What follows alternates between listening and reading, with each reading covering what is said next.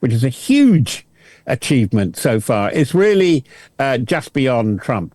I think, let's put it like this, I think both in Putin, but particularly in Trump, what Zelensky does, and I think Zelensky, even now, just looking at him, hearing him, sometimes he looks very tired. I don't think he suffers from what I'm about to say so much as Trump, particularly, and Putin, and that is imposter syndrome. I would think that Vladimir Zelensky could see, I hope he can see, circumstances when things calm down a bit, that he can step out of office, that he can step down sometime between the autumn of this year and the autumn of next year. This is absolutely, this kind of thinking is absolutely alien to Trump and Putin. And I think that, yes, there is a sort of mad narcissistic jealousy in this. He's a great performer, Zelensky, that he can turn up. And that's why you get these crude and childish remarks by J.D. Vance and his offsiders saying, why aren't you wearing a suit? Because actually the slightly fatigue-like zip jumpers and T-shirts are absolutely the trademark, are the look. And, if you're going to make, it's like the very contrived row with Cyril Ramaphosa, the president of South Africa. And that was really crude performance because it was all about playing to the white majoritarians, the almost true neo-fascists in the MAGA movement, the white supremacists. And similarly, the way that Trump has handled Zelensky, a few people have said, oh, Zelensky should have been more tactful, or he should have understood that Trump is like that. But by and large, Trump lost a lot of people in the global audience by that kind of crude, boorish, bullying behavior. Thank you, Mr. Fox, for your time and your insightful answers, and glory to Ukraine. Thank you. Yes. Chip Chapman is a retired British Army Major General. Welcome to our program, General Chapman.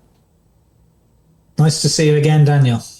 Russian dictator Vladimir Putin is confident that his army will be able to break through Ukrainian defense lines and capture the whole 4 Ukrainian regions until the end of this year, according to Bloomberg sources close to Kremlin. Do you believe in that, and what is your assessment of this objective of Putin's army?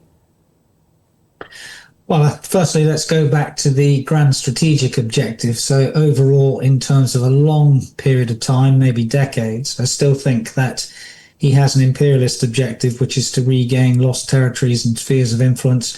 It is this narrative which is building up that Ukraine might be for Russia an internal matter, in that the USSR has never been dissolved. That is one of the conditions they seem to be setting for the future.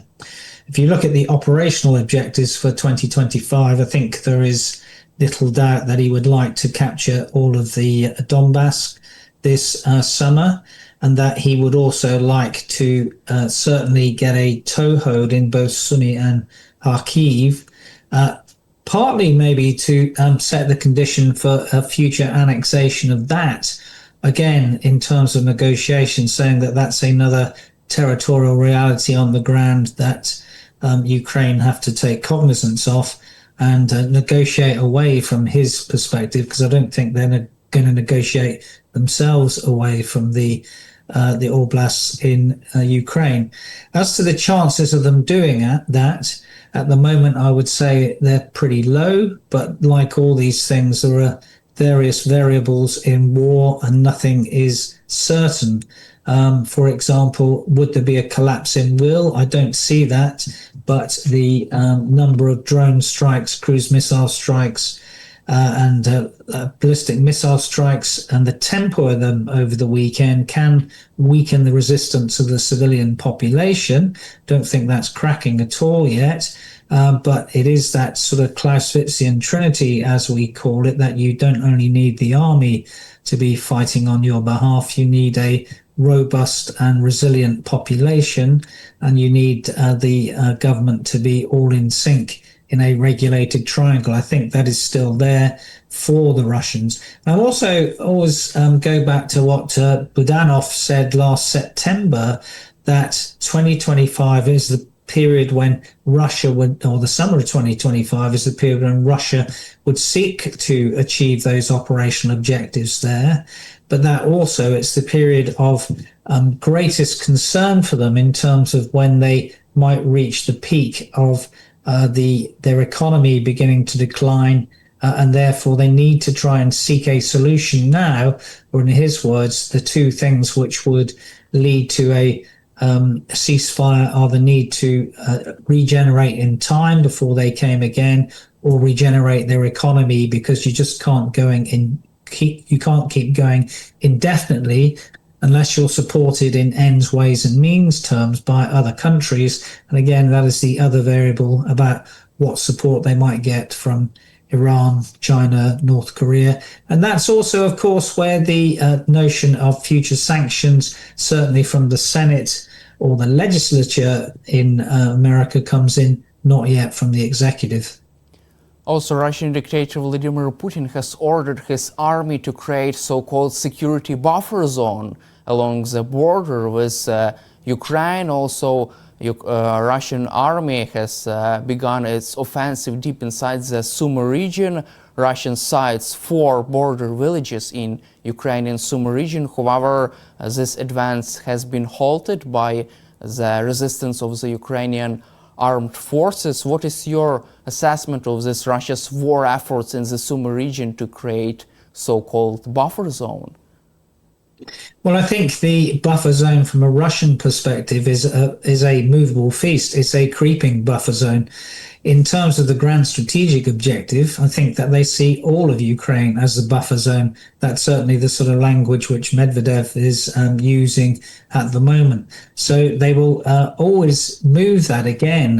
At the moment, they're seeing it as a buffer zone for the strikes that Ukraine are doing over the border. So from a tactical perspective, that would make sense from a Russian viewpoint, but let's not kid ourselves. What they mean by a buffer zone, they mean extending Russian sphere of influence all the way to the former those countries which are now part of NATO. Also, according to Sky News, 50,000 Russian force is stationed just across the border from the city of Kharkiv. What are the chances for another full-scale attack on Ukraine, and do you feel that Russia has enough resources to conduct large-scale operations, full-scale operations, such types of operations which were conducted after the beginning of full-scale invasion of Ukraine? Well, as I said just now, but in another context, there's always this mismatch between ends, ways and means. If 50,000 people were an exploitation echelon with thousands of tanks and AFVs on day one of this war, you could say that might happen. But obviously, the changing character of war and the fact that the resource of maneuver has degraded of the Russians means that their ability to capture ground in a meaningful way, rather than a slugging and slow bite and hold way, means that their ability to capture ground and exploit is very caveated and very slow. As I've said a number of times, it's the chicken pecks grain by grain.